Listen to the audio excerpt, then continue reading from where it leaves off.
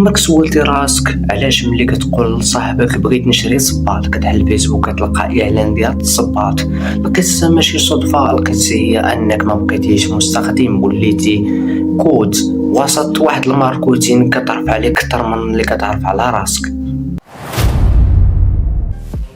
الخوارزميات ماشي مجرد برنامج، هي صياد ذكي كتعرف فوقاش كتكون حزين باش تعطيك فيديوهات كئيبة تخليك تزيد طول في داك التسابيق، وكتعرفك فوقاش محتاج الدوبامين باش تعطيك واحد الفيديو يضحكك. المشكل في المغرب اننا ولينا مدمنين بزاف بلا ما نحسو ان السوشيال ميديا ما بقاتش وسيله تواصل، ولات وسيله تنويم مغناطيسي. كتدخل للريل باش تشوف فيديو واحد كتلقى راسك دوزتي ساعتين ضيعتيها من حياتك ومشى معها التركيز ديالك.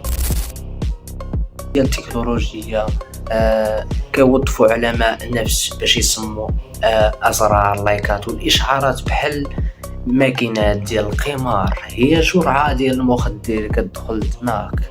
عمرك سولتي راسك شحال من فكره ديالك هي فعلا ديالك، وشحال منها تزرعات فيك حيت شفتيها كتعاود 1000 مرة في الفيديو اللي كتشوفوه في الريلات؟ 26 هي انك تقدر تطفي داك الجهاز وتجلس مع راسك نص ساعة بلا ما تحس بالملل. جرب اليوم دي اكتيفي الاشعارات وشوف واش انت اللي كتحكم ولا الخوارزميات هي اللي شاده لك.